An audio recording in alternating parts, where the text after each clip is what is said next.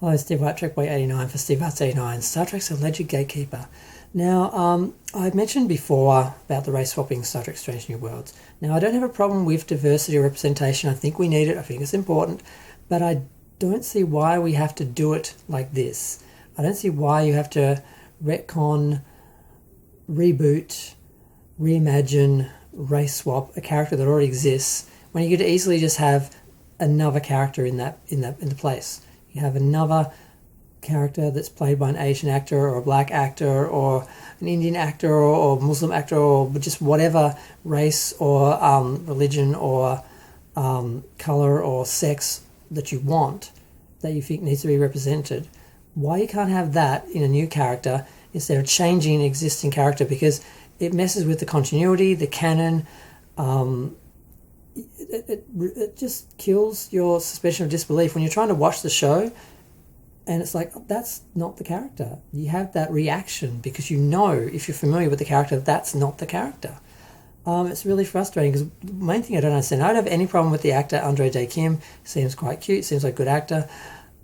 What I don't understand is how we're supposed to believe he's Commander Kyle when we've already seen him. And the frustrating thing was, I was working out, because someone was arguing that the cage wasn't canon. Now, the cage, about 53 minutes of the cage is in the menagerie. And there's only about 8 minutes of the cage that isn't in the menagerie. So about 8 minutes of the episode didn't appear on air in the original series and isn't considered canon. And somehow that disqualifies the whole 61-minute pilot, and people say it's not canon because it wasn't aired separately as an episode. It was aired afterwards, but 57 minutes of it is shown in the episode. 53 minutes is shown in the episode. It drives me nuts. But when I was watching that, I noticed in the transporter room they had two engineers, transporter chiefs. They had a middle-aged white guy with blonde hair and a young Asian guy who seemed to be training. Why couldn't they have just taken this character, this nameless extra who I don't think has ever been named or given any sort of backstory history? Why couldn't they have made this guy the transporter chief on the Enterprise and Strange New Worlds? And they could have built a whole character around him, starring, Andre Day Kim with him playing that part, and left Chief Kyle alone. So there wouldn't be any continuity issue, no canon issue, no retcon issue, no issue. It makes no sense to me to change a character that's established, and create a problem for believability for someone who already knows that about that character, is familiar with that character, when you can just create a new character that gives the same representation and the same diversity and everything they want, and creates a new character that the people who create it get the credit for it, they get the money for it. They make the toy of it, they get the money for it. It seems to work in everyone's favour to not use original characters and make up new characters instead of retconning the old characters to make them unrecognisable so they can be used in some other way. It doesn't make any sense to me.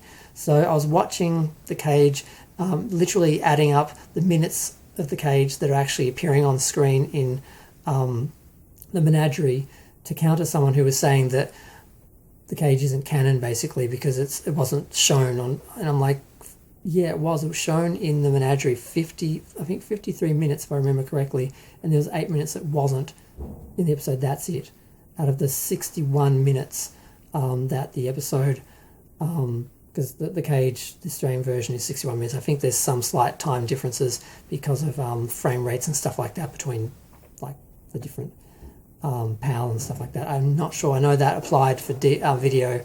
I'm not sure it applies for DVD and video files and stuff like that. But basically most of the episode, the whole episode pretty much was in there. So the idea that just those 8 minutes disqualifies the whole pilot drives me mad, that people say that. And the other issue, like I said, is they had an Asian character who was already a transporter chief there. Why didn't they just fill that character out, make him into a real character, give that actor who played that original character, who's basically an extra, give him a legacy, rather than just taking the legacy of an established character and contradicting it and making it just confusing and frustrating for people. Because whenever I see that character, I want to like him, but I'm like, that's not, unless I consider it a reboot and look at the whole series that way, in which case it doesn't matter. Just like Sulu was gay in the movies, but he wasn't gay in the series. You can do that with a reboot, and calling a reboot a reimagining doesn't make it any less of a retcon. It's just, I don't know why people think that word is different or softer or easier to take or something. It's all the same thing. So yeah, I just wanted to make that point that